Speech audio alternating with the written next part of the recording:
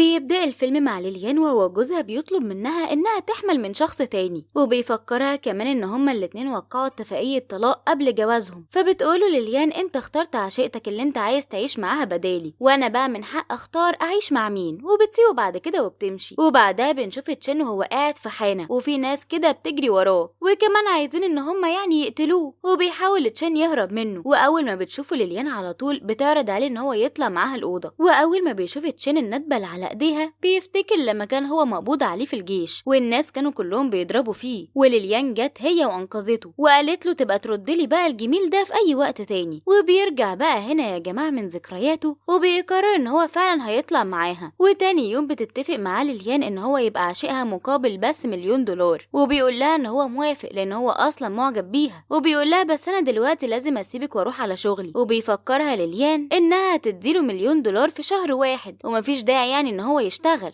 وبيفكرها تشين برضو ان هو لسه ما خدش منها حاجه، ولما ياخد يبقى بقى وقتها يفكر كده ان هو يسيب الشغل. وبتسيبه فعلا ليليان وبتمشي وبتروح بعدها عند جوزها اللي ما عندوش دم اصلا. وفي الوقت ده بيكون بيكلم ابوه فيديو كول وبيقول له كفايه اجازات بقى وعايز يشوفه كده ولد في اسرع وقت. وبتظهر بعدها ليليان معاه في المكالمه وبتقوله اطمن يا حمايه كلها سنه بالظبط وهتلاقيك شايل حفيدك بين ايديك. وبيطمن حماها جدا وبعدها بيقفل التليفون وبعدها بيبعدها عنه. وبتيجي بعدها عشيقته وبتقوله ان هي اصلا عايزه تخرج النهارده. وليليان بعد كده بتقوله انها عايزه $1,000,000، فبيسالها عايزه الفلوس دي في ايه، فبتقوله ان هي عايزاه علشان خاطر فلوس الاتفاق. تحب افكرك بيه ولا انت فاكر؟ فبيقول لها فاكر طبعا، حاضر من عينيا هديكي. فعشيقته بعد كده بتقوله ان البنت دي شكلها كده يعني بتستغلك وكمان عايزه تسحب منك الفلوس دي اللي هي اصلا هتكون معانا بعد الجواز. فبتقول لها ليليان ما تقلقيش يا حبيبتي انا هسيبه ليكي على طول. وطبعا يا جماعه عشيقته الغلاويه دي بتقوله انا هخرج النهارده بشرط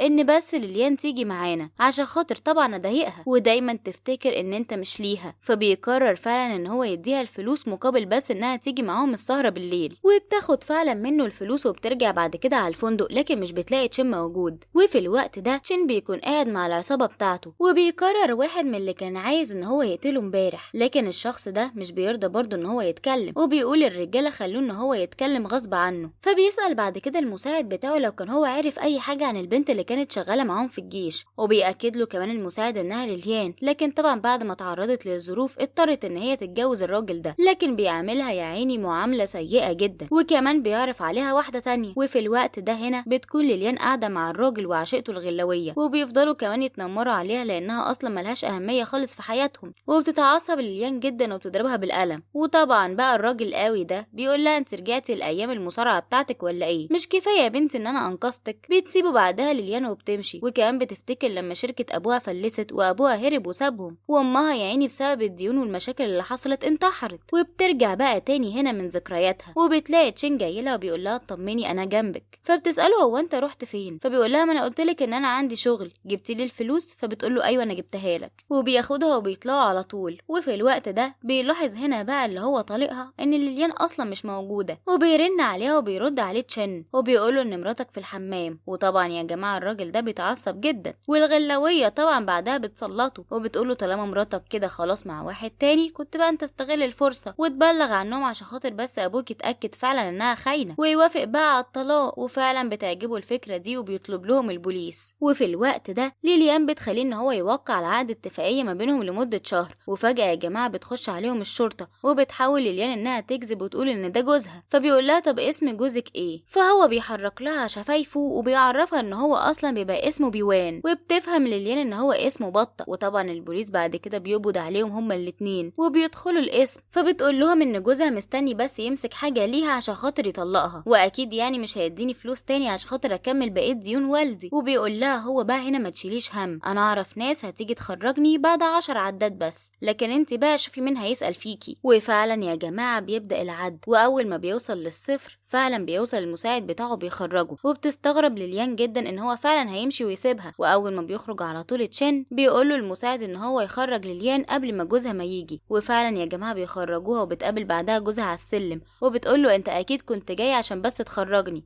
قال لها لا انا كنت جاي عشان خاطر اثبت خيانتك. قالت له تعبك جه والله على شونه. قالت له انا عارفه اساسا ان انت اللي بلغت عني، لكن بقى ابوك مش هيخليك برضو تتطلق غير بس لما يكون معاك دليل قوي. وبتقول له يلا بقى عشان خاطر نروح البيت قبل ما ابوك بيتصل بينا ويعرف ان احنا في القسم. وفعلا يا جماعة بعد كده بياخدها على البيت وبيروحوا. وفي الوقت ده الغلاوية بتكون قاعدة بتقول لها أهلا يا رد السجون، فبتقول لها أنا مش رد سجون يا حبيبتي، أنا سمعتي أحسن منك 100 مرة، بأمرت كمان إن أنا أساسا مرات الراجل اللي واقف جنبك ده علني قدام الناس. وبيعرفها بعد كده إن هم عندهم مزاد بكرة ولازم إن هي تحضره عشان بس صورتهم قدام الناس. وبتروح هي بعد كده بتطلع لأوضتها وبتكلم تشين وبتعتذر له جدا إنها مش هتقدر تقابله بالليل لأن بيكون عندها مزاد هتحضره مع جوزها. وتاني يوم بتلبس ليليان أشيك حاجة عندها وبتروح فعلا المزاد. وتشين كمان بيكون سبقها على هناك وبتسأله ليليانا وانت ايه اللي جابك هنا؟ فبيقول لها انا جاي اشترك في المزاد. فبتقول له انت تحلم تشترك اصلا في المزاد ده المزاد ده يا حبيبي بتاع الناس الاغنياء وبس. فبيقول لها بقول لك ايه، انا اقدر اشتري اي حاجه تعجبني حتى لو هتفرج من بعيد. وفعلا يا جماعه بعد كده بتنزل ليليانا وبتروح على طول تقعد جنب جوزها وبيبدا المزاد. والسفره بعدها بتقعد وبتلاقي كمان اسوره شكلها جميل جدا وغاليه قوي. فبتقول له عشان خاطري يا حبيبي اشتريها لي. فبيقول لها بس كده، ده انت تؤمري عيوني. وبيفضل بعدها يعلي في المزاد. وليليان بعد كده بتقوله انت لسه الاسبوع اللي فات مشتري لها على فكره عربيه مرسيدس، والاسبوع اللي قبله مشتري لها بيت، البيت دي كده شكلها بتستغلك وهتسحب كمان فلوسك كلها. قال لها بقول لك ايه، مالكيش دعوه، دي اللي هتبقى مراتي المستقبليه، خليك انت بقى في حالك. فبتقول لها صفرا هو انت غيرانه عشان هو هيشتري لي الاسوره دي مش هيشتريها ليكي؟ فبتقول لها حبيبتي انا لو عايزه الاسوره دي هتجيلي لحد عندي. وفي الوقت ده بيعلي المزاد جدا على الاسوره وبيوصل كمان ل5 مليون دولار. ومش بيرضى طبعا ان الراجل ده يعلي اكتر من كده عشان بس يعني ما يلاحظش ابوه ان هو فعلا بيسحب جامد قوي من الفلوس. المهم يا جماعه ان في الاخر بيرسل المزاد ده على تشين، لكن طبعا ليليان ما تعرفش. وفجأة هنا بقى بيجي كده المساعد الراجل اللي اشترى الاسوره وبيدي كمان الاسوره دي لليليان. فبتسأله ليليان بمناسبة ايه؟ قال لها ان السيد الاول اشتراها وكمان هو اللي بيهديها لها عشان هو معجب بجمالها. وطبعا يا جماعه الصفرة بتقول الله اعلم بقى في بينهم ايه. وبتقول لها ليليان انها تخرس لانها اصلا انسانه شريفه، وجوزها كمان عارف بعلاقتها مع الراجل التاني زي ما هو كده على علاقه بيكي بالظبط. وكل وسائل الاعلام بتصور ليليان بعد ما السيد الاول اشترى لها الاسوره. وليليان طبعا يا جماعه بتكون محرجه جدا وبتخرج بعدها بره المزاد. وبيروح هنا بقى وراها طليقها وبيقول لها انت كده بقى شكلك هتفضحينا قدام الناس. فبتقول له انت اللي قلت لي ان انا اجيب بيبي من واحد غيرك ولازم بقى تتحمل العواقب. فبيقول لها والراجل ده هو السيد الاول اللي جاب لك الاسوره؟ بتقول انا ما اعرفوش، ولو هو فانا فعلا هكون سعيده جدا. وبيقول لها طب سيبك بقى من كل الهبل ده، انا هخليكي تجيبي طفل. فبتقول له ازاي وانت اصلا مش طايقني ومتجوزني اساسا غصب عنك عشان بس ابوك غصب عليك كده. وفجأة بتيجي هنا بقى يا جماعه العقربه وبتسمعه وهو بيقول هخليكي تجيبي مني طفل. فبتقول له هو انت ناوي تخوني؟ فبيقول لها لا طبعا ما اقدرش اخونك يا حبيبتي، ده انت حبيبتي وحبيبه عمري الاولى والاخيره. فبتقول له امال انت كنت ناوي ازاي تخلف منها؟ فبيقول لها بالتلقيح الصناعي. وليليان بعد كده بتقول له خليك انت بقى في التلقيح الصناعي ده وروح اعمله لها هي اولى. وبتسيبه وبتمشي. وبتروح بعدها تقابل تشين اللي اصلا في الوقت ده بيكون هو جايب لها تورته بمناسبه عيد ميلادها. فبتقول له ايه ده وانت عرفت عيد ميلادي منين؟ فبيقول لها شفت البطاقه بتاعتك وهي واقعه على الارض وعرفت ان عيد ميلادك النهارده. فبتقول له سيبك طب بقى من كل ده، انت اللي جبت لي الاسوره. قال لها انا باخد على فكره اجرتي منك، وانت ناسيه ولا ايه ان انت مأجراني بالفلوس؟ فبتستغرب جدا وبتقول طب مين بس اللي جابها لي، دي حاجه غاليه جدا. وبيطلع لها بعدها تشين خاتم صغير وبيقول لها ده اللي انا اقدر عليه. وبتفرح جدا ليليان بيه وبتلبسه فعلا. وتاني يوم بتروح بعدها على البيت وطليقها اول ما بيشوفها على طول بيقول لها وانت لسه مشرفه يا هانم وفاكره ان انت اصلا عندك بيت؟ فبتقول له والله يعني انا كنت في الاتفاقيه اللي انت عارفها ولا انت ناسي؟ فبيقول لها بس بقى كفايه تزليني لحد كده. وبيرمي لها بعد كده شنطه هدومها وبيقول لها اخرجي بره حياتي خالص، وانا اصلا هتجوز العقربه دي وهجيب منها طفل وابويا كمان مش هيقدر يتكلم وقتها. فبتقول له طب مبروك عليك بقى العقربه تتهنى بيها. وبتاخد بعدها شنطه هدومها وبتمشي فعلا. وبيستغرب جدا انها سابته بالسهوله دي. وبتروح بعدها ليليان على الفندق وبتفضل تستنى تشين. وبيدخل عليها تشين وهو مجروح وكمان حرارته عاليه جدا. فبتعالج له الجرح وكمان بتديله علاج وبتفضل جنبه لحد ما بيتحسن شويه. وفي الوقت ده بيكون هنا بقى الراجل ده تعبان جدا،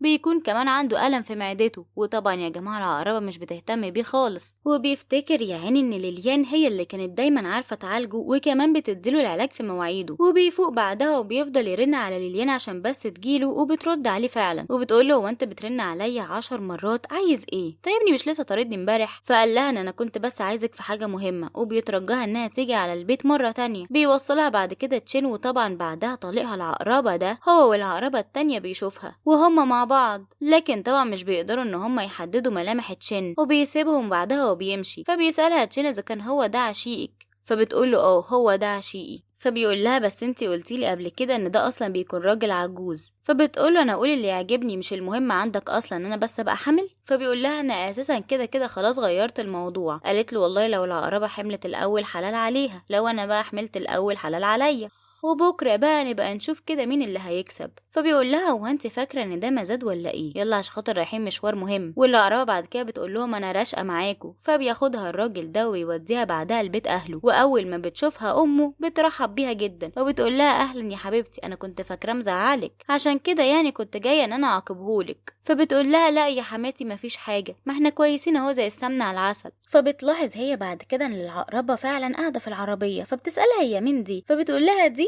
لا ابدا، دي الخدامه بتاعتي، هي هتمشي دلوقتي والسواق كمان هيرجعها البيت. وطبعا يا جماعه العقربه بتكون قاعده هتولع في العربيه، وبيدخل بعدها طليقها عشان خاطر بس يقابل ابوه. وابوه بعد كده بيقوله ان بسببك احنا خسرنا المناقصه مع الشركه الاجنبيه. هو انت ليه يا ابني مش مهتم بالشغل؟ انت ايه اللي شغلك اصلا عنه؟ وفعلا يا جماعه بعد كده بتحس ليليان بالتعب، وبتقول لهم ان هي شكلها كده حامل. وابوه طبعا بيسامحه عشان بس هو كان مشغول مع مراته اللي حامل، وكمان بيطلب من ليليان ان هي لازم تروح تعمل الفحوصات وتيجي كمان تطمنهم.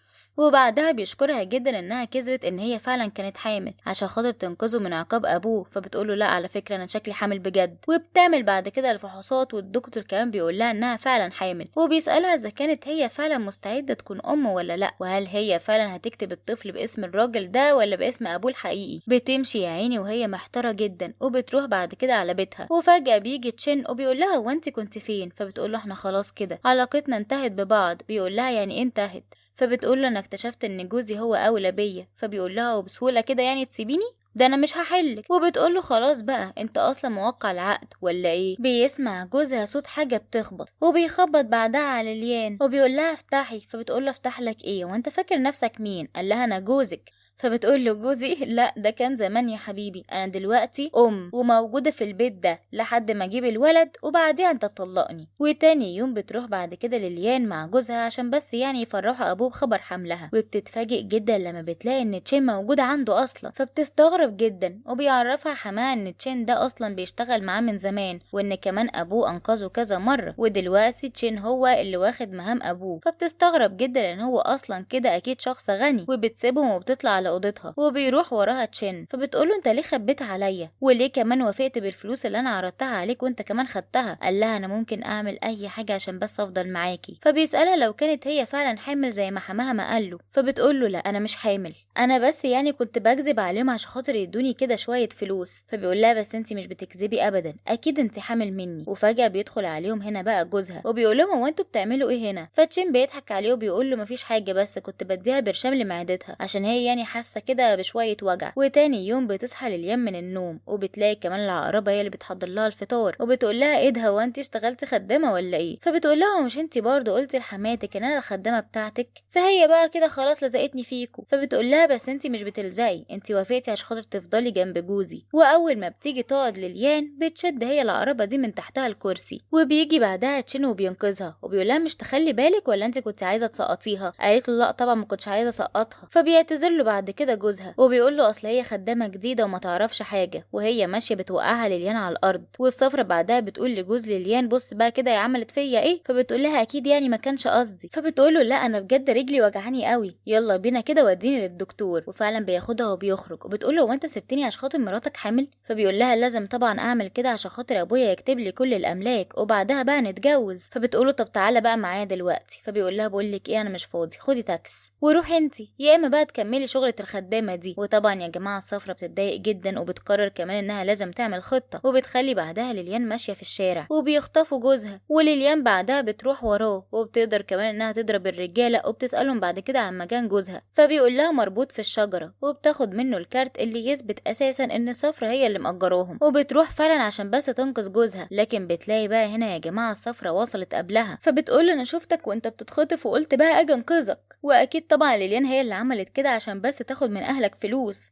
وطبعا اللهبل بيصدقها، وبتروح بعدها تديله الكارت اللي فيه اثبات ان الصفرة هي اللي عملت كده، وهي كمان هتروح تبلغ الشرطة. وبتروح بقى يا جماعة هنا الصفرة بتفضل تترجاها قد كده انها يا عيني ما تبلغش الشرطة، لكن طبعا بنتنا مش بتسمع كلامها وبتمشي. لكن بقى العقربة بتوقعها على الارض، وجوزها طبعا مش بيساعدها وكمان بيخليها انها تجهض الولد اللي في بطنها. فبيقول لها تعالي بقى نمشي احنا كده من غير مشاكل. وبعدها فعلا بتفوق ليليان في المستشفى، تعرف كمان ان تشين هو اللي انقذها، وبتقول لها الممرضة ان احنا قدرنا ننقذك انت والجنين اللي في بطنك. فبتسألها هو الجنين ده عنده قد ايه، فبتقول لها انت حامل في توأم بقالك 3 شهور. وبيدخل بعد كده حماها وجوزها وبيسألها حماها عن وضعها، فبتقوله انها كويسة جدا وكان بتوريله صورة الجنين، وبتقوله كمان هقولك على خبر حلو قوي، انا حامل في توأم. وطبعا يا جماعة حماها بيفرح جدا، وجوزها كان بيقول لها وانت لازم تنزلي الولد من اللي في بطنك ده، انا كنت عايز واحد بس تجيبي لي 2. فبتقوله على فكرة دول ولادي ومحدش ابدا يقدر ان هو يجي عندهم بعد ما ولد، ولما اخد الفلوس بقى طلقني براحتك. وبتسيبه وبتمشي وبتقف يا عيني في عز التلج. وبيجي بعد كده تشين وبيغطيها وبيقول لها اوعي تزعلي، انا هفضل دايما جنبك، شكرا اصلا ان انت انقذتي حياتي وكمان حياة اطفالي. وبيقول لها تعالي بقى كده نعيش مع بعض. فبتقوله انها ما تقدرش تسيب جوزها دلوقتي، فبيسألها ليه، فبتقوله لان عيلتها اساسا لسه عليها ديون ولسه هي كمان ما سددتهاش، وبولادة الطفل دي هتتنقل له اسهم وهي كده طبعا هتقدر انها تسدد ديون شركة ابوها. فبيقول لها طب انا هسدد لك انا الديون. لكن طبعا ليليان بعد كده بتعرفه ان هي قضت 3 سنين من عمرها مع شخص اصلا عشان كان مسؤول عن افلاس شركة والدها ولازم هو اللي يسددها، وبتعتذر له جدا وبعدها بتسيبه وبتمشي. وبعد كده بيقرر جوزها ان هو لازم يغير حياته وكمان يهتم بليليان لحد بس ما هي ما تولد، وبيعمل لها اكل حلو قوي. لكن ليليان برضه بتكون مصرة انها لازم تتجاهله. وبعد كده بقى هنا يا جماعة بيوصل خبر لعم جوزها ان مراته حامل، وبيقول كمان لبنت عمته ان هي اولى بيه وبشركته طالما هو بقى بيخلف. وبيقرروا كمان ان هما لازم يروحوا كده يقعدوا معاهم في البيت. واول ما بيروحوا على طول على البيت بيرحب بيها جوزها وبيقول لها انت كنت فين يا عمتي انت وبنتك من بدري. فبتقول له بسأل عليك بس انت بقى اللي مش بتسأل علينا، فاحنا قررنا ان احنا نيجي هنا ونعيش معاكوا لحد بس ما مراتك ما تولد. وطبعا هو بيرحب بيها جدا. وبتشوفهم بعد كده العقربة وبتقول له هو انت ليه ما بقتش مهتم بيا زي الاول. وبنت عمه بعد كده بتضربها بالقلم وبتقول لها انت بكل وقاحة جايه الواحد قاعد مع مراته، ما تطلعي بقى بره حياتنا. فبتقول له ايه ده، هو انت مش هتدافع عني ولا ايه؟ فبيقول لها انت اللي غلطانه، انت ايه اصلا اللي جابك دلوقتي. وبياخد بعد كده جوزها الصفرة دي عشان بس يتكلم معاها. فبتقول له ان هي اساسا اللي كانت مسؤوله عن خطفه، وبتعتذر له جدا انها غلطت في حقه. فبيقول لها بقول لك ايه، مفيش اعتذار وخليكي بقى بعيد لحد بس مصفالك مره تانية. وعمته وبنتها بيحاولوا ان هما يا عيني يسقطوا ليليان عشان بس هي تجوز بنتها لجوزها، وكمان بتديها حبايه وبتقول لها ان العلاج ده مفيد ليها جدا وللحمل. وفجأة يا جماعة هنا بتلاقي تشين وهو بيمنعها ان هي تاخد الحباية، وبيقول لها ان الحباية دي هتبقى اصلا سبب الاجهاض، واكيد هي دي الخطة التانية من عيلة جوزك. فبتسأله هو انت ايه اللي جابك هنا اصلا. وبتقوله كمان انا اخترت كده حاجات اوضة ابني، وبتنصحه ان هو لازم يخرج من هنا. وبيجي بعد كده جوزها وبيسألها هو انت بتكلمي مين. فبتقول لا ولا حاجة، ده عمل التوصيل بس. واول ما بتدخل البيت على طول الصفرة بعد كده يا جماعة هنا بترشلها زيت على الارض، وقبل ما بتتزحلق بتسند على طول على الكرسي. وبتيجي بعد كده بنت عمه العقربة التانية وبتعرفها ان الصفرة هي اللي عملت كده. لكن طبعا الاتنين بيمسكوا بعدها في خناق بعض. وعمته كمان بتقول له هو انت هتسكت بقى على الفوضى اللي بتحصل دي. فبتقول لها ليليان ان هما كانوا هيتسببوا هما الاتنين في ان طفلها يموت. بتصل بعدها بالشرطة وبتيجي عشان خاطر تاخد الصفرة. وبعد كده بيقرر جوزها ان هو لازم يراقب ليليان عشان بس يعرف مين عاشقها وابو كمان الطفل اللي في بطنها. وبيتفاجئ جدا ان تشين هو اللي بيكون عاشقها، وبيحاول كمان يروح وراهم عشان بس يثبت عليهم الجريمة. لكن طبعا تشين بيعرف ان هو يهرب منه كويس قوي. وبيرجع بعد كده جوزها على البيت وبيجيله اتصال ان بنت ليليان ماتت وانها كمان هتورث منه فلوس قد كده. فطبعا هو بيتقرب من ليليان جامد جدا عشان خاطر بس تكون هي مراته حقيقي. وبياخدها بعدها وبيروحوا على الفندق وبيحبسها هناك. وبتتصل هي بعد كده بتشين عشان بس يجي هو وينقذها. وفعلا يا جماعه تشين بيجي وبينقذها على موتوسيكل وبيوديها بعد كده على بيته. وبيجي لها بعدها اتصال من حماها وبيعرفها ان جدها مات ولازم ان هي تيجي عشان خاطر هتورث منه فلوس. وفعلا بتروحوا بيكونوا كلهم متجمعين، كل ده بس عشان هما كلهم كده يقسموا عليهم الورث. واكيد يعني انت هتتبرعي بكل حاجه لجوزك ابو ابنك. وفعلا يا جماعه بعد كده بتروح ليليان الاجتماع وفجاه بتطلع بنت عمته وبتقول ان جوزها ده اعتدى عليها. لكن طبعا جوزها بعدها بيجي وبيقول لهم ان هي اصلا اللي خدرته. لكن انا بقى عرفت افوق وخرجت كمان وما عملتش اي حاجه. وفعلا يا جماعه بعدها بيقدروا ان هم يثبتوا ان فعلا بنت عمته هي اللي كدابه. وبعد كده بيطلع تشين ورقه وبيثبت كمان ان كل املاك شركه ابو ليليان هم اللي خدوها، وكمان الاسهم استولى عليها وفلسوا شركتهم. ولسه انتوا عايزين تقسموا فلوس ورثها في املاك جدها. واول ما بتعرف ليليان الحقيقه بتعترف لهم الاطفال اللي في بطنها دول اصلا مش ولاد جوزها، وان طول الوقت ده كان بيضحك عليها، وان هو اصلا السبب في اللي حصل لابوها وامها وكمان الشركه. واكيد هي مش هتسامحه. وبتخرج بعدها مع تشين وبتقوله انا قررت ان انا هعيش معاك، وبتقوله كمان انا كل ده اصلا كنت عايشه في قرف وانت الوحيد اللي حبيتني زي ما انا. وبيقرروا بعد كده ان هما هيعيشوا مع بعض وبيتجوزوا فعلا وبيربوا ولادهم. وبكده يكون خلص فيلمنا النهارده. اتمنى يكون عجبكم. ما تنسوش ان انتوا تشتركوا في القناه وكمان تفعلوا الجرس عشان خاطر يوصل لكم كل جديد. وسلام.